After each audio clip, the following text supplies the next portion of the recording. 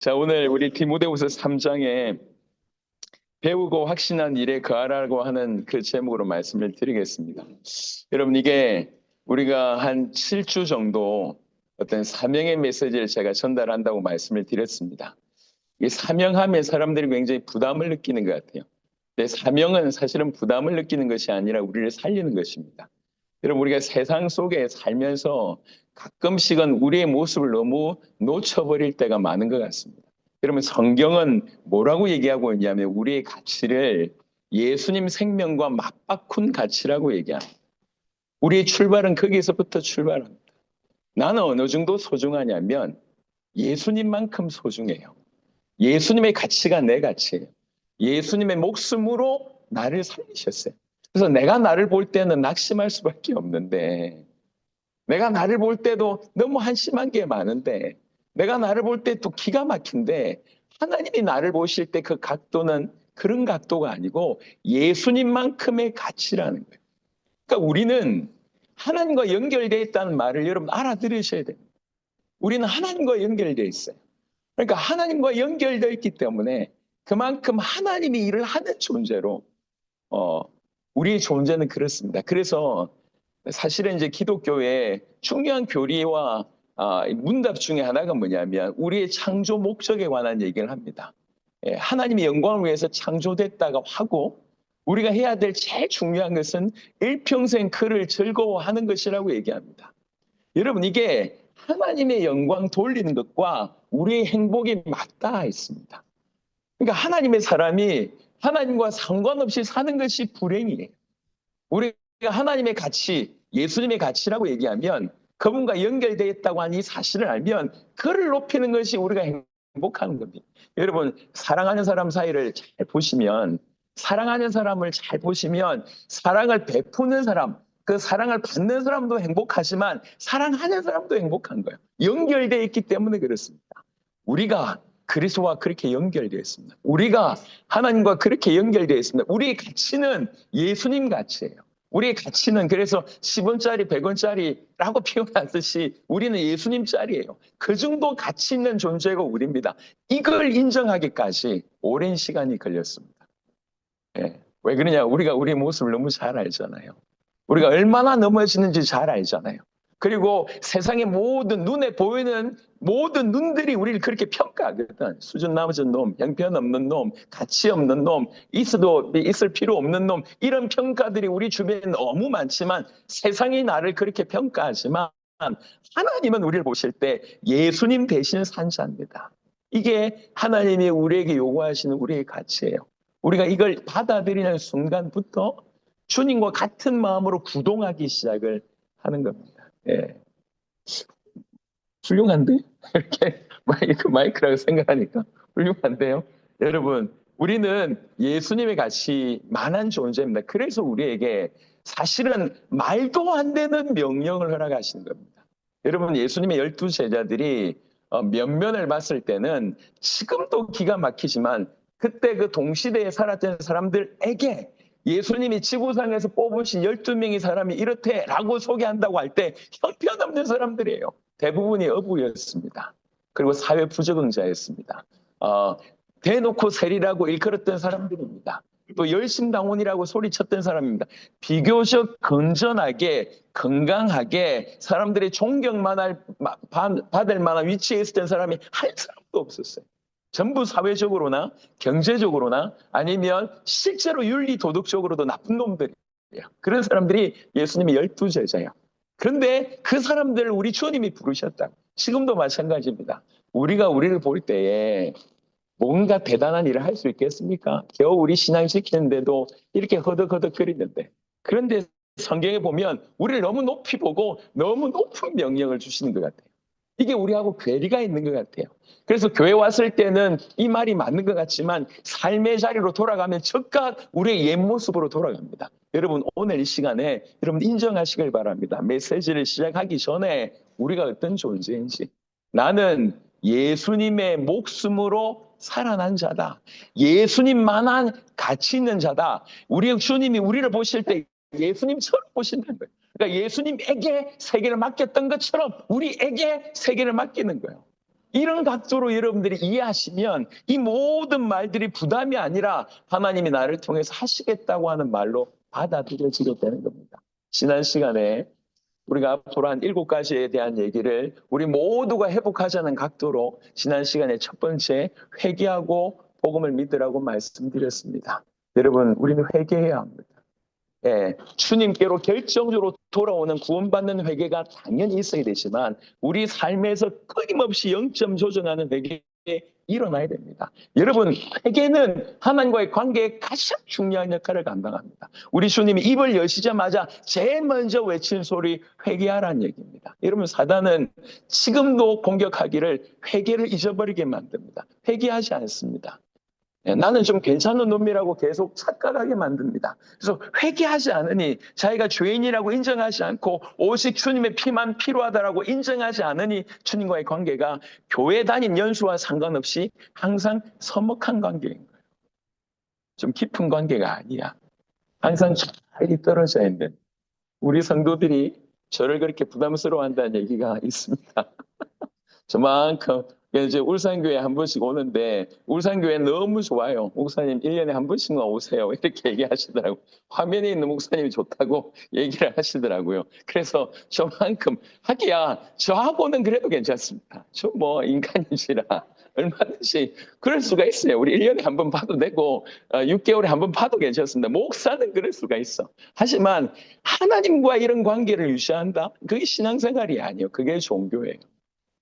내가 매일 주님 앞에 주님 제가 오늘 또 실수했네요 라고 얘기할 수 있는 거, 이게 관계 회복입니다. 하나님, 내가 또 여러분 육신적인 죄를 지었기 때문이가 아니라 진짜 회개는 뭐냐면 내가 내 인생의 주인 노릇하는 거, 내가 오늘도 주님을 주인으로 인정 못했네요, 이게 회개예요. 내가 내 삶의 방향을 주께로 돌리지 못했네요, 이게 회개예요. 내가 오늘도 예수님을 하나님의 아들 그리스도라고 인정하지 못했네요, 이게 회개입니다. 그 말을 할 수 있는 거, 이게 하나님과의 관계가 건강하다는 거예요. 구원받는 결정적인 회개뿐만 아니라 내 삶 속에. 그래서 감옥에 가 있는 죄인들 치고 지가 죄인이라고 얘기하는 사람은 없대요. 결정적으로 다 죄인이라고 도장 찍어가지고 왔는데도 자기 죄인 아니래. 검사 잘못 만나서, 그 다음에 누구 잘못 만나서 그렇대요. 죄인이 아니라 전부 대부분이 그렇대요. 근데 신앙생활을 하면서도 회개라고 하는 비밀이 없는 사람들 너무 제가 볼 때는 안타깝습니다. 여러분, 정말 양심적인 사람, 하나님 앞에 양심적인 사람, 하나님 오늘도 길을 벗어났습니다. 주님, 저는 오늘도 주님이 필요합니다. 이게 건강한 사람이에요. 그리고 진짜 회개는 뭐냐면 복음을 믿지 않는 회개입니다. 그게 제일 큰 회개입니다. 회개하고 복음을 믿으라. 이게 우리가 회복해야 될 첫 번째 것이라고 지난번에 말씀드렸습니다. 왜 그러냐면 성도들이 복음에 부딪혀 본 적이 없으니까. 누구 말대로 불에 갔는데 불에 완전히 타서 장작이 돼서 숯이 되는 경우가 아니라 그냥 불에 거슬려 있는 상태지. 타기는 탔는데 이게 뭐 탔다고 할 수 없는 그냥 흉내만 낸 수준이에요. 교회를 다니면서 그런 경우들이 너무너무 많습니다. 하지만 정말 복음에 부딪혀서 하나님은 정말 살아계시구나. 내가 죽을 죄인이었구나. 그런데 주님이 나 대신 죽으셨구나. 그 주님의 목숨값으로 내가 살아났구나라고 하는 양심적인 부딪힘이 있는 사람은 더 이상 옛날처럼 살지 못한다는 거예요. 그게 복음에 부딪힌 사람입니다. 우리 모두가 지금 교회 안에 있는 모든 사람들이 복음에 부딪히는 일이 일어나야 돼요. 복음이 자기 것이 돼. 복음하면 눈물이 나고 복음하면 그럼 감격이 되고, 예. 정말 싸우고 치고받다가도 세상하고 똑같이 살다가도 하나님 앞에 오면 들썩무릎 꿇고, 예. 주님 복음밖에 없습니다 외칠 수 있는 사람, 예. 그게 지금 교회 내에서 회복해야 될 중요한 일입니다. 복음을 믿으라, 회개하라. 그게 지난 첫 번째 시간이었고요. 오늘 두 번째 시간입니다. 배우고 확신한 일에 거하라고 얘기했습니다. 이거는 참고사항이 아니에요. 디모데후서 3장을 잠시 보시면 디모데후서 3장 1절부터 보겠습니다. 너는 이것을 알라. 말세에 고통하는 때가 이르러. 말세에 고통하는 때가 이럴 것이라고 지금 바울이 디모데한테 얘기하고 있습니다. 근데 이 고통이라고 하는 단어가 특별한 단어예요. 이 단어가 언제 써졌냐면 여러분 마가복음 8장에 보시면 왜 이제 귀신 들린 그런 광인이 등장합니다. 마태복음 8장에 귀신 들려서 무덤가에서 막 뛰어놀 때 그 미친 사람을 표현할 때, 고통 중에 있다고 표현할 때 그 미친 사람에게 썼던 단어가 여기 고통이라고 하는 찰레포이라고 하는 요 단어입니다. 예. 그러니까 고통이, 말세에 이르는 고통이 그냥 고통이 아니라 이게 어려운 상황을 넘어서 위험하고 폭력적이고 통제 불가능한 그런 상태가 온다는 거예요. 미쳤다는 거예요. 미쳤다. 그런 때가 온다는 거예요. 그래서 이때는 영적으로, 도덕적으로 타락과 혼란이 극에 달하는 상태가 온다는 거예요. 그러면서 그 내용을 쭉 풀어냅니다. 19가지를 풀어냈어요. 사람들이 첫 번째, 자기를 사랑하며, 이렇게 시작해요.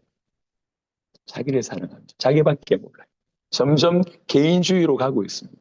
사람을 돌아볼 줄 몰라요. 자기를 사랑한다는 말은 무슨 반대말로 무슨 말입니까? 하나님 사랑하지 않는다. 이웃 사랑하지 않는다. 하나님이 우리에게 주신 제일 첫 계명이 뭡니까? 하나님 사랑하고 이웃 사랑하라는 거. 이걸 완전히 포기하고 철저하게 자기만을 사랑하는 모습으로 나온다는 거예요. 그래서 자기를 사랑하며, 또요, 돈을 사랑하며. 오늘의 모습 보이는 것 같지 않습니까? 자기 사랑하고 돈을 사랑하며 자랑하며. 여러분, 이렇게 요즘에는 이 유튜브나 이렇게 SNS가 워낙 발전해가지고 그렇게 이렇게 사진 찍어대고 영상 찍어내고 또 올려야 됩니다. 그렇게 올려야 된다. 뭐가 그리 자랑하고 싶은지 전부 껍데기 자랑하고 싶어가지고. 자랑하며, 교만하며, 비방하며, 부모를 거역하며, 감사하지 아니하며, 거룩하지 아니하며, 무정하며, 정이 없다는 거요. 무정하며, 원통함이 있는데 그걸 풀지 아니하며, 모함하며, 절제하지 못하며, 사나우며, 선한 것을 좋아하지 아니하며, 배신하며, 조급하며, 자만하며, 쾌락을 사랑하기를 하나님 사랑한 것보다 더하며. 여러분, 이게 먼 미래에 될 일이라고 생각하십니까? 이미 일어나고 있는 일이라고 생각하십니까? 또 이 일이 다른 사람들에게 진행되는 일이라고 생각하십니까? 지금 내 안에 있는 일이라고 생각하십니까? 그럼 지금 이미 벌어지고 있는 일입니다. 이게 굉장히 기하급수적으로 강력하게 오고 있습니다. 정신 못 차리면 그냥 휩쓸려 버립니다. 이미 휩쓸려 있어요. 그래서 교회 안에서도요, 이렇게 복음하고 상반된 이런 모습들이 교회 안에서도 너무너무 많습니다. 원통함을 풀지 않습니다. 죄송합니다. 불신자들은 이렇게 싸우는 일이 있으면 술 한잔 먹고 이렇게 풀어냅니다. 근데 신자들은 새벽 기도하면서 서로 이렇게 용서 안 합니다. 나쁜 놈들이에요, 이게. 교회 안에서 원통함을 풀지 않고 자랑하며 교망하며 이 더러운 것들이 꽉꽉 채우고 있는데, 이게 말세 때입니다. 근데 더 기가 막힌 것은 경건의 모양은 있으나 경건의 능력은 부인하는 자니, 뭔가 종교라고 하는 외형은 있는데 그 내부는 전혀 없다는 거예요. 이거를 굳이 표현하자면 하나님을 조롱하는 경건이라고 얘기할 수 있습니다. 이건 그냥 경건이 없다는 얘기가 아니고 하나님을 조롱하는 모습이에요. 외식이죠. 회개 없는 외식, 조롱하는 경건, 이게 말세지 말에 있다는 거예요. 지금 보세요. 교회 내에, 여러분 다른 건 모르겠고요, 여러분들이 스스로 볼 때 저 사람을 보니까 하나님이 보인다, 이런 사람 있습니까? 만약 여러분 주변에 그런 사람이 있다면 정말 여러분들이 복 받은 것이고, 그렇게 살아가는 사람은 참 복 있는 사람이에요. 뭔가 기독교라고 하는 껍데기는 있는데 그 속에 하나님이 보이지 않고, 예수님의 모습이 보이지 않고, 하나님의 사랑이 보이지 않고, 복음을 받은 모습이 보이지 않는다. 이거는 지금 오늘날 기독교의 치명적인 문제입니다. 그래서 다시 우리는 돌아가야 됩니다. 지금 이게 한 개인이 아니라 문화 전체로 이런 일이 일어난다는 거죠. 그러면서 6절에 그들 중에 남의 집에 가만히 들어가 어리석은 여자를 유인하는 자들이 있으니 그 여자는 죄를 중이시고 여러 가지 욕심에 끌린 바 되어 항상 배우나 끝내 진리의 지식에 이를 수 없느니라. 얀네와 얀브레가 모세를 대적한 것 같이 그들도 진리를 대적하니 이 사람들은 그 마음이 부패한 자요 믿음에 관하여는 버림받은 자들이라. 이렇게 사람들을 속이는 얀네와 얀브레 같은 거짓 선지자들이 교회 안에 마지막 때 판을 친다는 겁니다. 요즘에는 개인 방송이 워낙 익숙하다 보니까 개인의 소리를 많이 냅니다. 그러니 이 교회 안에서도 주의 종에 대한 권위 다 떨어졌고요. 하나님 말씀에 대한 권위 다 떨어졌습니다. 이거 안 해도 되고 저거 안 해도 되고 오만 해석을 다.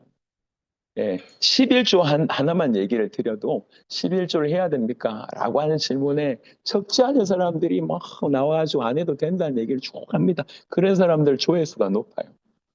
마음에 안 그래도 걸렸는데 안 해도 된다고 얘기하니까 성경 구절 갖다 대면서 그건 구약의 방법이다 이런 얘기를 쭉 하면은 엄청나게 많이.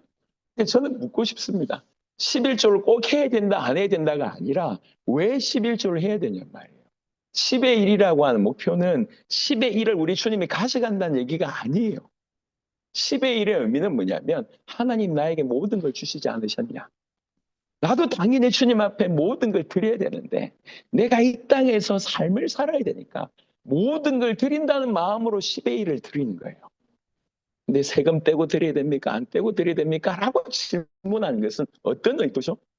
예, 덜 드리고 싶다는 거예요. 안 드리고 싶다는 거예요. 아깝다는 거예요. 그만큼 하나님이 안 믿어지는 거예요. 이런 모습을 우리가 깊이 봐야 됩니다. 마지막 때에 거짓 선지자들이 불같이 일어날 것입니다. 여러분. 이 마지막 때 이런 고통하는 때가 일어나고 가정이 무너지고 공동체의 관계가 끊어지고 외형적인 종교가 만연해집니다.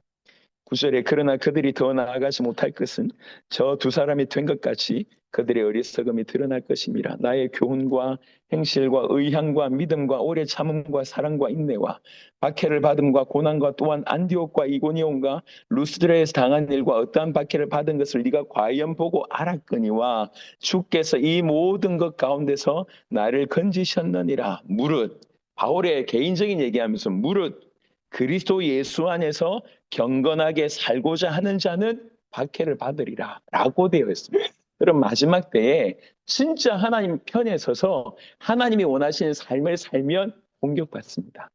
예, 경건하게 살고자 하는 자 박해받습니다. 여러분 저는 실수를 많이 했어요.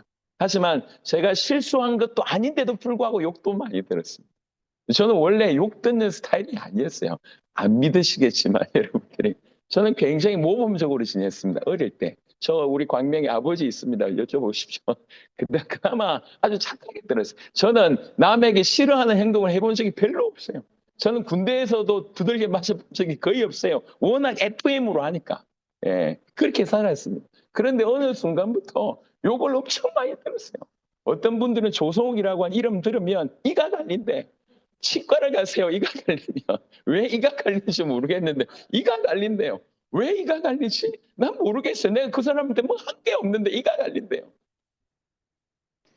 그럼 물은 마지막 때에 진짜 하나님 편에 서서 주와 복음을 전하면 이런 일이 벌어집니다. 어제 짧은 영상 하나가 왔습니다.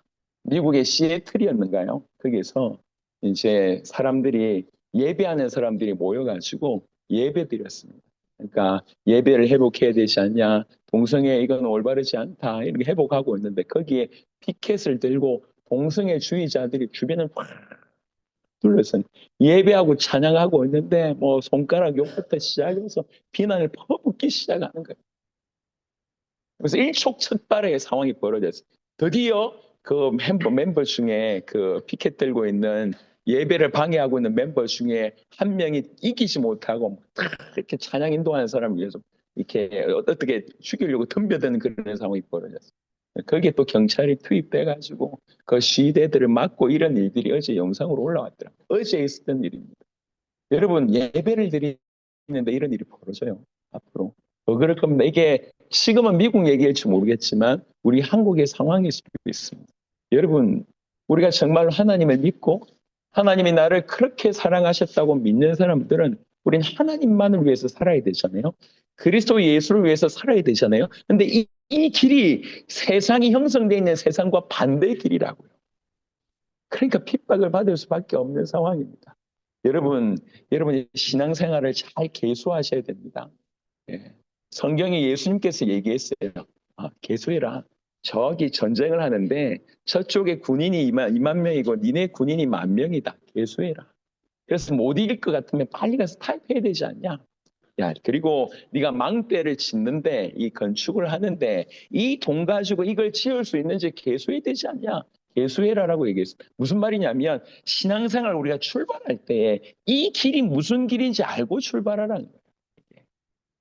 예수님이 도대체 나에게 무슨 일을 행하셨고 예수로 말미암아 내가 무슨 복을 받았는지도 알 뿐만 아니라 예수와 함께 걷는 이 길이 어떤 길인지 알고 결단하고 걸으라고 얘기합니다. 우리는 좁은 길을 걷는 거예요. 절대로 순탄하지 않을 수 있습니다. 저는 제 핸드폰에 한 번씩 얘기했지만 제 핸드폰에 영상 하나가 있습니다. 사람들이 순교당하는 영상입니다. 이렇게 저 모슬렘권에서 예수 믿는 자들 다 무릎 꿇어가지고 수십 명, 수백 명의 사람들이 시위대가 있고 한 명씩 무릎 꿇고 이렇게 뒤에 이렇게 눈 감고 있으면 한 명씩 뒤에서 총으로 쏴는 그런 장면. 네, 그걸 보고 너무 충격을 받았어요. 그러면서 그때 또 대입하기 시작한 거죠. 이게 내 미래일 수 있다. 이런 거죠. 좀 극단적이지. 그래도 가겠냐.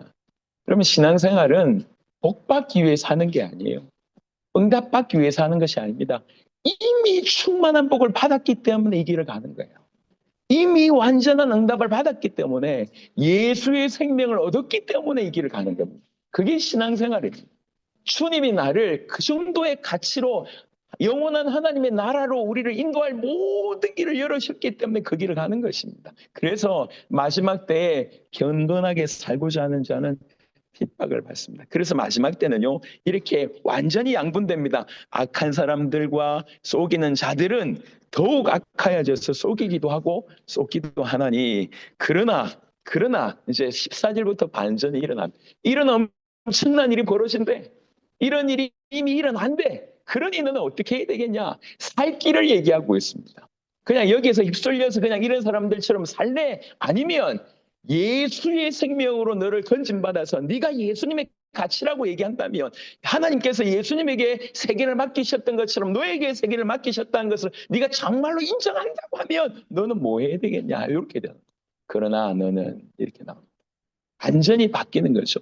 특별한 거룩하심, 분리에 관한 얘기를 하고 있습니다. 그러나 너는 그러면서 하는 이 모든 말세지마를 이기는 비밀을 얘기할 때 하는 얘기가 뭐냐면 배우고 확신한 일에 거하라 라고 되어 있습니다. 그래서 지금 이런 악한 말세지말에 엄청난 물결이 올라오는데 이걸 딱 막아서서 그 물결 가운데 하나님의 영광을 드러낼 자로 네가 살아야 되지 않겠냐. 그럼 뭐 해야 되겠냐. 그러나 너는 배우고 확신한 일에 거하라 라고 되어 있습니다. 배우라고 하고 확신하라 그러고 거하라고 얘기합니다. 요 세 가지 얘기합니다. 그러니까 뭘 배워야 되겠냐라고 얘기할 때 이제 그다음 쭉 설명합니다. 또 어려서부터 그러나 너는 배우고 확신한 일이 가라. 너는 네가 누구에게서 배운 것을 알며 누구에게서 배웠습니까? 어머니 그리고 할머니한테 배웠고 무엇보다도 바울에게서 배웠습니다. 뭘 배웠을까요? 예, 14절부터 보면 15절에 또 어려서부터 성경을 알았나니 성경은 능히 너로 하여금 그리스도 예수 안에 있는 믿음으로 말미암아 구원에 이르는 지혜가 있게 하느니라. 모든 성경은 하나님의 감동으로 된 것으로 교훈과 책망과 바르게 함과 의로 교육하기에 유익하니 이는 하나님의 사람으로 온전하게 하며 모든 선한 일을 행할 능력을 갖추게 하려 함이라. 아멘. 제일 먼저 배워야 될 것은 성경입니다. 그리고 성경을 통해서 뭘 배워야 됩니까? 복음을 배워야 됩니다. 그 복음이 유일한 하나님의 진리라고 하는 것을 배워야 됩니다. 어머니에게서 그다음에 할머니에게서 그냥 문자적으로만 성경을 배운 게 아니에요. 이 사람들은 살아있는 메신저가 되었습니다. 성경대로 살았기 때문에 그 가르침이 이 사람에게 이 디모데에게 그대로 전달됐다는 거예요. 그러니까 성경을 가르치는 신학자의 얘기가 아니에요. 신학생이 되라는 얘기가 아닙니다. 성경을 통해서 성경 자체를 배우고 성경 안에서 복음을 배우고 그 복음대로 살았던 삶을 통해서 어떻게 복음대로 살면 되는지를 배우라는 겁니다. 여러분 이게 굉장히 중요합니다. 마지막 때에 지금 보면 이 교회 안에서 배우라라고 하는 이 위대한 명령에서 실패한 경우들이 너무 많습니다. 모든 진리의 근원이 성경에 있습니다. 하지만 현대 문화는 이 진리의 상대성을 주장합니다. 절대적인 진리 없다. 그리고 개인화를 강조하기 때문에 결국 뭘 흔들냐면 하나님의 말씀을 흔듭니다. 여러분 신자들이 왜 성경을 배우지 않을까요? 지루하다고 여기는 거예요. 그리고 배울 만한 가치를 못 깨닫는 거. 이게 얼마나 중요한 건지.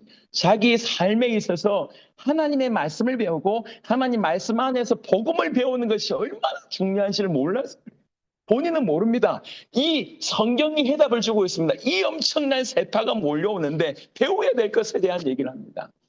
여러분, 대기업과 저 동네 구멍가게의 가장 결정적인 차이는 뭐냐면 직원에 대한 가르침의 차이입니다.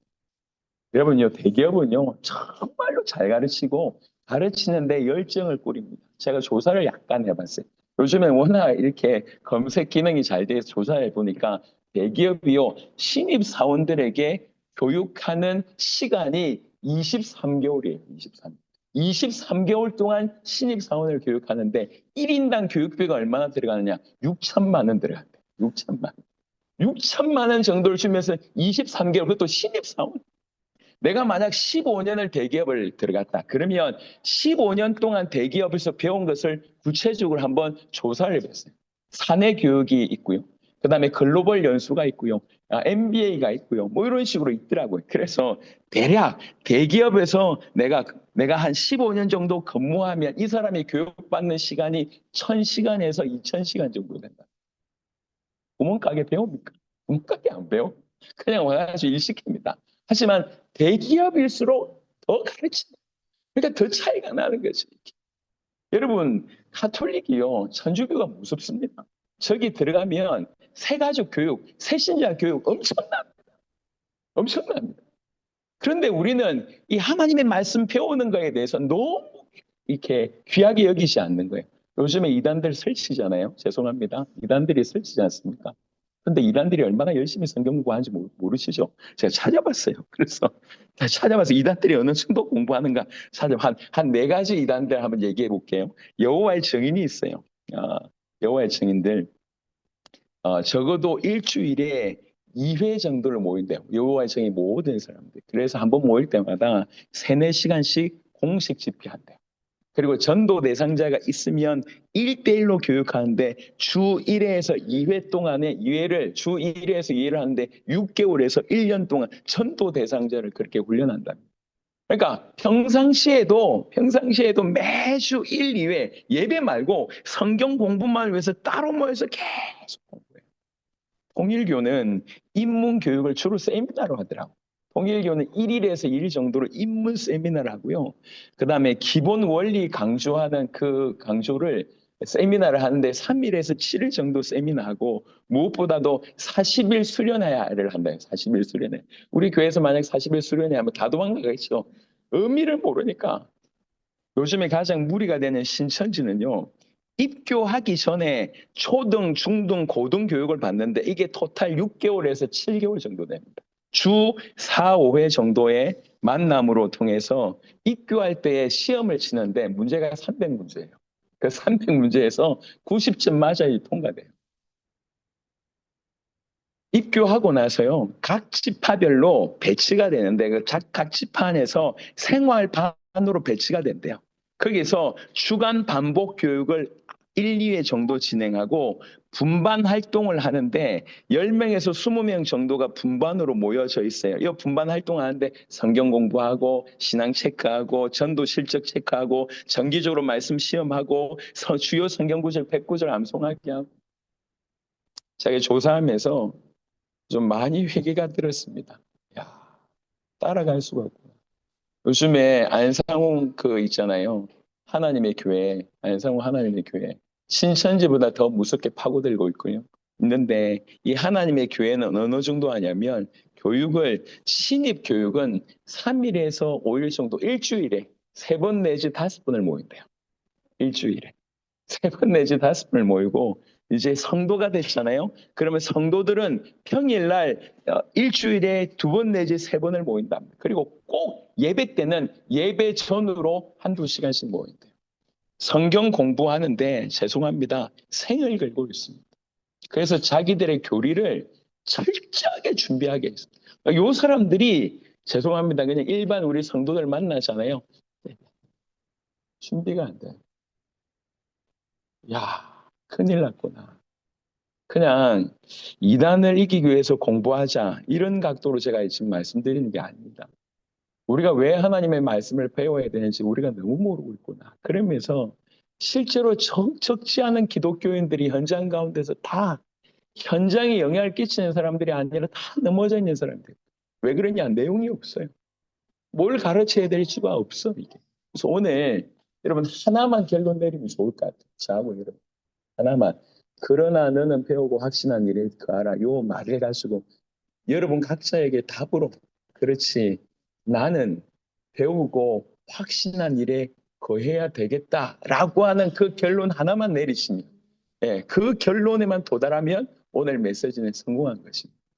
그러면 그냥 지식 쌓자는 얘기가 아니에요.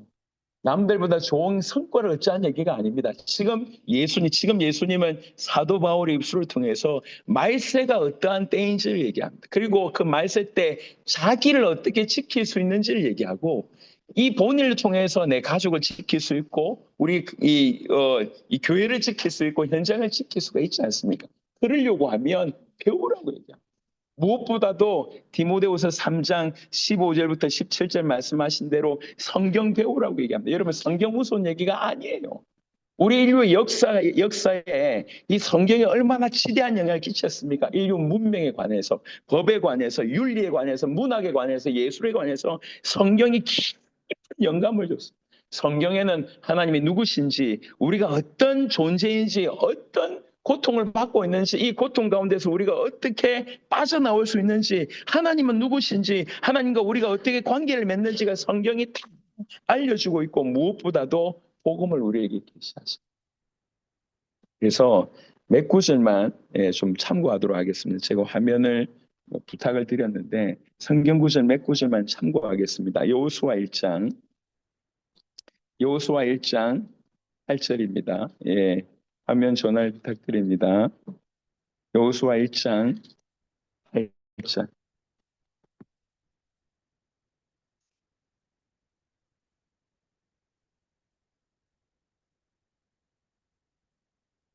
여호수아 1장 8절에 보면 이렇게 얘기하십니다. 이 율법책을 내 입에서 떠나지 말게 하며 주야로 그것을 묵상하여 그 안에 기록된 대로 다 지켜 행하라. 그리하면 네 길이 평탄하게 될 것이며 네가 형통하리라. 지금 이 상황은 이렇게 싸움의 상황, 치면 죽고 이기면 그 나라를 정복하는 그 배경입니다. 그런데 이럴 때 우리 하나님께서 전략을 얘기하지 않으셨어요. 네. 어디를 도움을 구해라 이런 얘기하지 않으셨습니다. 이럴 때 여호수아에게 하나를 얘기했습니다. 그게 1장 8절입니다. 이 율법책을 네 입에서 떠나지 말게 하며 주야로 그것을 묵상하여 그 안에 기록된 대로 지키는 거예요. 여러분 이게 하나님의 말씀입니까? 네. 이 질문이 굉장히 단순하고 심플하지만 중요한 질문이에요. 하나님 말씀이에요?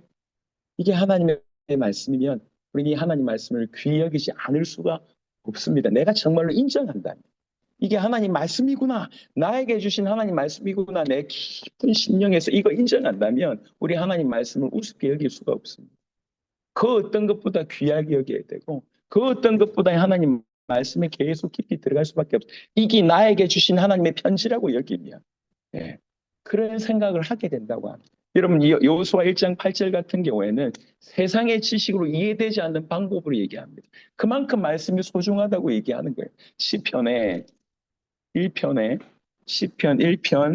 2절 3절에 보시면 너무 잘 아시는 말씀 복 있는 자가 어떤 자인지를 설명하면서 오직 여호와 율법을 즐거워하여 그의 율법을 주야로 묵상하는도다. 그는 시냇가에 심은 나무가 철을 따라 열매를 맺으며 그 잎사귀가 마르지 아니함 같으니 그가 하는 모든 일이 다 형통하리로다 라고 되어 있습니다. 복 있는 사람이 하는 행동이 딴 게 아니라 여호와 율법을 즐거워하는 사람.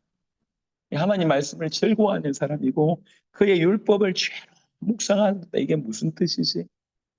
그리고 이 말씀대로 내가 어떻게 살아야 되지? 묵상한 겁니다. 여러분 아침에 일어나면 무슨 생각이 드십니까?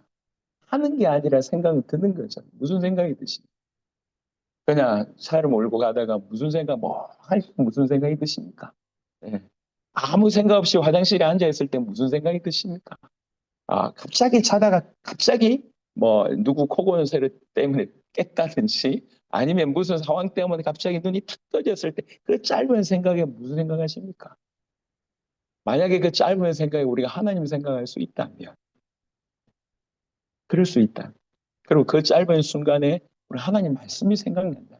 이게 성령 충만이에요. 그러니까 대단한 역사가 일어난 게 아니라 계속 꽂아놓고 보고 있다는 거거든요. 얼마나 행복한 줄 아십니까? 제가 얘기했지 않습니까? 가끔씩 꿈을 꿔요. 저 꿈을 잘 안 꾸는데 가끔씩 꿈을 꿀 때 순교하는 꿈을 꿉니다. 가끔씩 몇 번 없었던 일인데 그래도 내가 먼저 간다면 이런 거 하면서 이렇게 눈물 흘리면서 제자들에게 메시지 전하다가 가끔씩 깰 때가 있어요. 그때의 어떤 그 먹먹함은 잊을 수가 없는 먹먹함. 여러분, 하나님 말씀을 가까이 하시고 하나님과 계속 소통하시길 바랍니다. 이게 진짜 중요해요. 너무 중요하니까 이렇게 계속 강조하고 있지 않습니까? 잠언에는 이렇게 표현했습니다. 잠언 4장입니다. 잠언 4장 7절 보겠습니다. 잠언 4장 7절. 이걸 하나님 말씀이라고 이해하시면 됩니다. 잠언 4장 7절. 지혜가 제일이니 지혜를 얻어라. 네가 얻은 모든 것을 가지고 명철을 얻을지니라. 여기 보면 지혜를 의인화했습니다. 지혜 대신 그리스도, 지혜 대신은 복음에 관한 얘기를 하고 있습니다. 지혜를 얻어라. 이게 제일이다. 그러니까 하나님 말씀에 관한 얘기입니다. 이게 제일이다. 가장 중요하다. 우리 삶에 하나님의 말씀이 쭉 채워지는 것만큼 중요한 건 없습니다. 여러분, 우리가 뭔가를 하기 위해서라도 지식을 많이 쌓잖아요. 요즘은 더욱 그렇지 않습니까? 그런 지식 쌓는 것보다 훨씬 중요한 게 하나님 말씀을 여러분 심령에 새기는 것입니다. 그래서 다시 부탁드립니다. 이 마지막 때 이런 말세하는 고통하는 때 마치 광인을 표현할 때 쓰는 단어처럼 세상이 미쳐 돌아갈 것인데 미쳐 돌아가는 현상을 쭉 얘기를 합니다. 쭉 얘기를 하면서 딱 도미노가 막 쓰러지는데 넘어지지 않고 딱 서는 그런 느낌이에요. 그러나 너는 이라고 얘기하면서 이 모든 넘어지는 모든 도미노를 막을 수 있는 방법이 있는데 그러나 너는 배우라고 얘기합니다. 하나님 말씀 성경 배우라고 얘기합니다. 그래서 제가 기도 많이 하고 있습니다. 우리 교회도 성경을 배우는 부분에 있어서 가르치는 부분에 대해서 너무 뭐가 없었어요. 그래서 제가 기도하고 있어요. 그래서 소망하기로는 앞으로 우리 모든 복음 가득한 교회는 주일 학교가 진행됐으면 좋겠습니다. 여기서의 주일 학교는 다음 세대의 학교가 아니에요. 제가 말씀드렸듯이 우리 미국이나 미국의 영향을 받았던 필리핀이나 이런 데 보면 예배 전에 성도들이 모여서 1시간씩 성경 공부를 해요. 이게 기본이에요. 1시간씩. 그래서 저는 기도하고 있습니다. 여러분 일주일에 1시간 같이 이게 10년, 100년, 10년, 50년 지나면 상당합니다. 다룰 수 있는 내용들이 너무너무 많습니다. 그래서 조금 더 형성이 되면 이렇게 이런 분위기가 좀 형성이 되면 정말 배워야 될 게 너무 많잖아요. 성경 자체부터 시작해서 기도하는 법부터 시작해서 우리가 살려야 될 현장에 관해서 저 이단들에 관해서 많은 부분이 있습니다. 많은 영역이 있습니다. 무엇보다도 하나님 말씀에 순종해서 배워야 되겠다. 여러분 물론 혼자서 공부하고 혼자서 성경 읽는 거 유익합니다. 하지만 아주 적극적으로 배울 것에 대해서 성경은 사도 바울 입술을 통해서 우리에게 말하고 있습니다. 그래서 이대로 교회에서 시작해야 되겠다. 가르쳐야 될 내용, 우리가 배워야 될 내용, 함께 고민하면서 성장해 가야 될 내용들이 너무 많습니다. 어떻게 시간을 운영해야 될지 그건 일단 후자의 문제고 일단 모든 성도들이 이 말씀의 근거에서 배우게 해야 되겠다. 배우게 해야 되겠다. 그래서 우리 사명 두 번째로 배우자. 배우되 이 배움에서 멈추지 않고 확신하라고 얘기하고 있습니다. 여러분 오늘날 적지 않은 사람들이 배우지도 않습니다. 하지만 배우더라도 그것을 자기 마음으로 삼지 않는 경우들이 많습니다. 뭔가 배우긴 하는데 날아가는 배움인 거죠. 그래서 확신이라고 하는 것은 믿음과 이성이 합쳐지는 거죠. 내가 배웠던 것이 내 마음에 그걸 받아들인 거죠. 성령의 역사를 통해서 이 배운 진리가 내 마음에 세워지는 것이죠. 그래서 하나님은 영원하십니다. 그 영원하신 하나님께 붙들린 자만 사실은 승리한다고 볼 수가 있습니다. 이 붙들린다 이거를 확신이라고 표현할 수 있습니다. 내 마음에 이 배운 것이 깊이 뿌리 내리도록 사실은 하는 거죠. 단순한 지식이나 그것을 습득하는 것으로 충분하지 않고 배운 진리를 마음으로 확신할 때만 그것이 우리의 삶의 기반이 될 수 있습니다. 성경의 진리 지식에 대해서 지적 동의에만 그치지 않고 이게 내 감정과 의지를 동반한 전인격적인 수용이 확신이라고 얘기할 수 있습니다. 그래서 확신은 그냥 생기는 것이 아니라 단순한 감정이 아니라 말씀이 정말 진리가 맞아. 이것에 대한 발견. 과연 성경이 과연 역사적으로 옳아? 성경의 역사성. 예언을 했는데 그 예언이 정말로 구체적으로 정확하게 성취가 되었어? 그런 것들을 확인하고 이 하나님 말씀이 들어가서 삶이 변화된 것들을 또 확인하고 성령이 우리 속에서 조명하고 이런 복합적인 많은 것들이 이루어져서 우리에게 확신이라고 하는 것으로 자리 잡게 만듭니다. 그래서 배우고 또 배운 것들을 통해서 확인하고 정말 말씀이 진리가 맞냐? 성경의 역사가 맞냐? 예언이 정확하냐? 이 말씀 받은 자가 저렇게 변화된 게 맞냐? 이런 것들을 정확하게 보면서 점점 우리 마음에 확신으로 새겨진 거예요. 우리는 여기까지 가야 돼요. 그래서 우리 교회와 함께 우리 성도들과 함께 성경을 배우는 도전을 우리 다 같이 도전해야 되지만 사실은 배움에 그치지 말자는 거예요. 배운 것이 죄송하지만 우리 학교에서 많이 배우잖아요. 그 학교에서 배운 학문이 여러분 삶에 얼마나 유익했습니까? 그냥 졸업하기 위해서 꾸역꾸역 학교 다니는 경우들이 많았잖아요. 초등학교 때 배우고 중학교 때 배우고 고등학교 때 배웠던 것들이 내 마음에 있어서 그것을 활용할 수 있다. 굉장한 겁니다. 하지만 대부분 그렇지 않은 경우가 많아요. 성경 진리도 성경 지식도 그렇게 접근하면 안 돼요. 배우고 확신한 일에 그리고 맨 마지막에 거할 것에 대해서 얘기하고 있습니다. 거한다는 얘기는 그 안에 우리가 머문다는 거예요. 그래서 그 말씀 위에 그냥 서 있다는 겁니다. 그래서 거한다는 얘기는 내가 확신한 것에 대해서 아주 고집스럽게 충성하는 행동을 거한다고 하는 것입니다. 다 떠내려가는데도 불구하고 그걸 꼭 붙들고 있다. 그게 거한다는 얘기입니다. 최근에는 아시겠지만 기독교에 대한 공격이 너무나 많습니다. 예, 기독교의 진리에 대한 공격과 교회 자체에 대한 공격이 너무 많습니다. 그래서 제가 군대 갈 때만 해도 제 별명이 뭐라고 제가 말씀드렸잖아요. 제가 군대를 갔는데 이렇게 훈련소에서 근무를 하고 그때는 더블백이라고 얘기합니다. 큰 각 개인의 침들을 다 챙겨가지고 자기가 이제 근무애들 이제 자대로 이렇게 배치를 딱 받습니다. 그럼 배치를 딱 받으면 이제 거기에 고참들이 쫙 있는 거예요. 이제 군 제대까지 같이 살아야 될 고참들이 쫙 있는 겁니다. 이렇게 가면 그때 당시에는 쫄병이 가면 사람 취급을 해요. 그래서 한 일주일 동안에는 그 의자에 아침에 눈 뜨면 의자에 앉아 있으라 그래. 왜 그러냐? 아무것도 못하니까.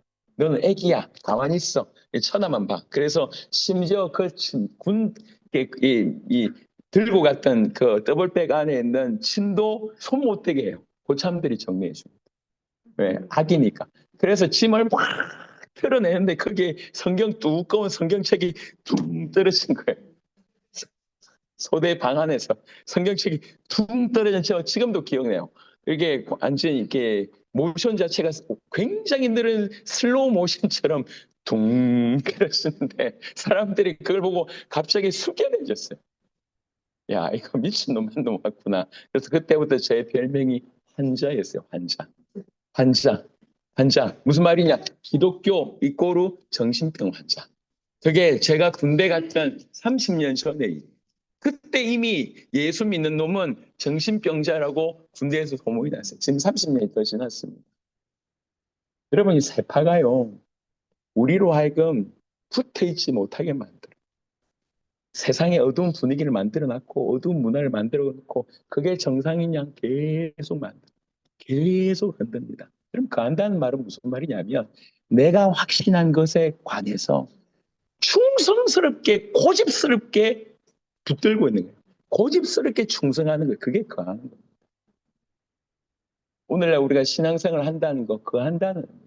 내가 확신한 거에 대해서 누가 뭐라고 해도 성경을 통해서 확신하고 하나님의 역사를 통해서 확신하고 나서 누가 뭐라고 해도 고집스럽게 붙들고 있는 거, 그게 거하는 것입니다. 디모데후서 2장을 잠시 보겠습니다. 디모데후서 2장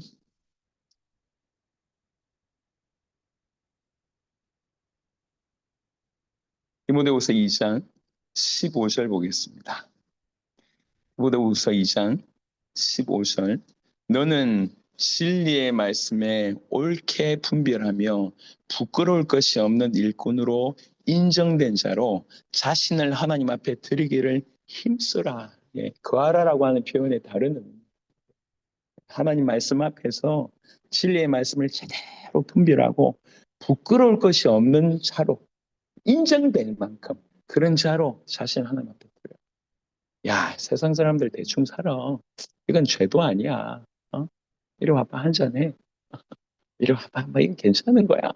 이런 주변에 엄청난 많은 사탕 발림이 우리로 하여금 그 작은 실수들, 작은 범죄들을 계속 짓게 하면서 하나님께 점점 멀어지게 만들고 이 진리에서 툭 떨어져 나가게 만들어요. 그래서 거한다는 얘기는, 여러분 죄송하지만 오늘날 이렇게 부부의 문제가 많이 생기는 경우들이 있지 않습니까? 이게 한순간이거든요. 한순간. 넘어지는 건 한순간입니다. 충성스럽게 고집스럽게 붙들고 있는 것, 그게 그 아니에요. 그럼 우리는 오늘 마지막 때를 살아가면서 그냥 오늘 성경 한 구절을 해석했다, 이 본문을 이렇게도 볼 수가 있네, 그 얘기를 하는 게 아니에요. 저는 그 얘기하려고 여기 와서 이렇게 부르짖는 게 아닙니다. 우리는 어떻게 받아들여야 되냐면 말세를 이기는 답으로 받아들여요. 말세가 이미 이런 일이 벌어지고 있고 이 말세를 이기는 답으로 하나님이 나에게 말씀해 주신 것으로 받아야 됩니다. 그래서 그냥 신앙생활 누구든지 개인적으로 다 잘할 수 있다고 생각합니다. 열심히 여러분들 하고 있다고 생각합니다. 하지만 그거하고 상관없는 얘기예요. 그런 수준하고 상관이 없어요. 말세를 이기기 위해서 우리가 우리 스스로를 지키기 위해서 내 자녀들, 우리 가정을 지키기 위해서 우리 교회를 지키기 위해서라도 하나님 주신 가장 강력한 말씀입니다. 그러나 너는 배워라. 하나님 말씀 배워라. 겸손하게. 뭔가 안다고, 뭔가 좀 신학, 지식 좀 들었다고, 아니면 뭔가 좀 정리했다고 교만하지 말고, 그리고 그 배운 것을 확신해라. 그리고 충성스럽게, 고집스럽게 그 안에서 머물라. 그래야지 말세를 이길 수 있다고 얘기합니다. 여러분, 내가 왜 이래야 됩니까? 라고 혹여 물으신다면 제가 말씀드렸습니다. 우리가 어떤 존재냐는 거죠. 우리는 예수님 같은 존재.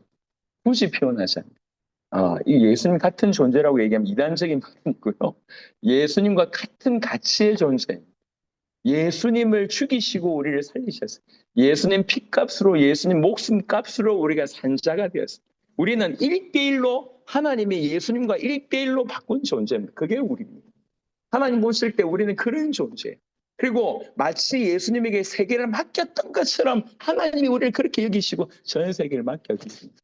우리가 생각할 때에 겨우 먹고 사는데도 겨우 살아낼 만큼 수준 낮은 우리 인생이고, 우리가 저질렀던 실수나 우리가 가지고 있는 달란트나 이런 것들 볼 때 도무지 세상을 바꾸거나 우리 주변을 바꾸거나 할 만한 능력이 없는데, 결정적으로 우리가 하나님과 연결되어 있는 예수님만한 가치 있다고 하는 것을 인정하게 된다고 하면 우리 틀에서 벗어날 수 있습니다. 열방을 살릴 수 있는 자로 부르셨구나. 제가 새벽마다 감히 그 크지 않은 교회에서 많지 않은 성도들 위해서 간절히 기도하지만 저는 세계복음을 위해서 우리 성도들을 기도합니다. 그냥 그런 교회가 되기를 원치 않고 정말로 전 세계를 섬길 수 있는 교회가 되기 위해서 기도합니다. 그러니까 조용히 기도할 수가 없어요. 계속 부르짖다 보니까 이제 목소리가 안 돌아와요. 근데 저는 이 상태가 너무 좋습니다. 여러분, 우리 수준으로 볼 때는 아무것도 안 됩니다. 하지만 우리가 결정적으로 하나님과 연결되어 있습니다. 그리고 하나님이 우리를 보실 때 우리는 예수님과 같은 가치입니다. 그래서 우리가 버거울 만한 하나님의 말씀들을 주시는 거예요. 아까 말씀드렸던 것처럼 12제자들, 우리가 생각할 때도 어리숙한 그 제자들에게 우리 주님은 뭐라고 말씀하셨냐면 하늘과 땅의 모든 권세를 내게 주셨으니 그러므로 너희는 가서 모든 민족으로 제자를 삼아 아버지와 아들과 성령의 이름으로 세례를 베풀고 내가 너에게 분부한 모든 것을 가르쳐 지키게 하라. 이게 이게 너무 대단한 명령인데 이리 떨어져서 보면 말씀하시는 하나님과 말씀 듣는 사람들 보면 이게 안 맞는 얘기예요.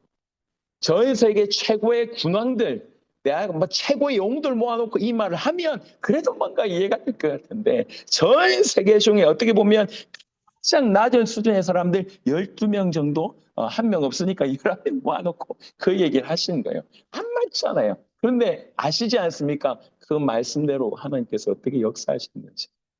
우리는 신실하신 하나님을 믿어야 됩니다. 그리고 우리를 바꾸신 그 복음을 믿어야 되고, 바꿔진 우리의 신분을 믿어야 되고, 우리의 정체성을 믿으시길 바랍니다. 하여 그냥 내가 해야 될 또 다른 일이라고 생각하지 마십시오. 저는 여러분들에게 일거리를 주기 위해서 이 자리에 선 게 아닙니다. 안 그래도 지금 세상살이 힘들어 죽겠는데 교회 오면 좀 편안하게 해야지. 여러분 교회 와서 편안하게 일주일에 한 번 예배 드리고 여러분 신앙생활이 회복된단 말이에요. 일주일에 그 예배 겨우 한 번 드리고 여러분 인생이 똑같이 세상하고 똑같이 살면서 행복하냔 말이에요. 세상을 이길 내용이 없으면 우리는 계속 얻어맞는 인생이 됩니다. 겨우 와서 숨 한 번 쉬고 다시 얻어맞는 인생 되는 거예요. 그렇게 하지 말자는 거지. 그래서 그렇게 일을 열심히 하는 사람들도 시간 내서 헬스하잖아요. 건강해야지 더 잘할 수 있다고. 아니 산술적으로 고생하면 빨리 집에 가서 자야지. 근데 빨리 집에 가서 자는 사람과 없는 시간 내도 없는 시간이라도 나가지고 운동하는 사람 누가 더 건강합니까? 영적 원리도 똑같습니다. 그래서 주일날 와서 교회 한번 예배 딱 드리고 하나님 앞에 도장 찍는 인생을 이제 종지부를 찍으십시다. 그래서 이 말세를 이기기 위해서라도 나 자신을 위해서라도 그러나 나는 배우고 확신한 일에 거해야 되겠다. 결론 내리는 무엇보다도 성경을 배우고 성경 안에서 그리스도 대신 예수님에 관해서 복음에 대해서 배우고 그걸 확신하고 고집스럽게 충성하는 그런 은혜가 우리 모든 성도들에게 있었으면 좋겠습니다. 오늘 좀 위기였는데요. 방송이 위기였는데 그래도 위기치고 하나님이 너무 큰 은혜를 주신 것 같습니다. 말씀을 듣는 거 보면 제가 지금 우리 광명의 모든 성도들, 우리 모든 교회 성도들에게 이 모습을 보여주고 싶어요. 얼마나 말씀 잘 듣는지. 특별히 우리 아이들이 어른 같아요. 너무 말씀을 잘 들어. 초롱초롱한 눈빛으로. 예, 그래서 마이크가 아니면 좀 힘든 상황인데도 불구하고 저는 너무 오늘 은혜로웠습니다. 하나님께서 저와 여러분들을 통해서 말씀하신 그대로를 행해 주시기를 그리스도 예수 이름으로 축원합니다.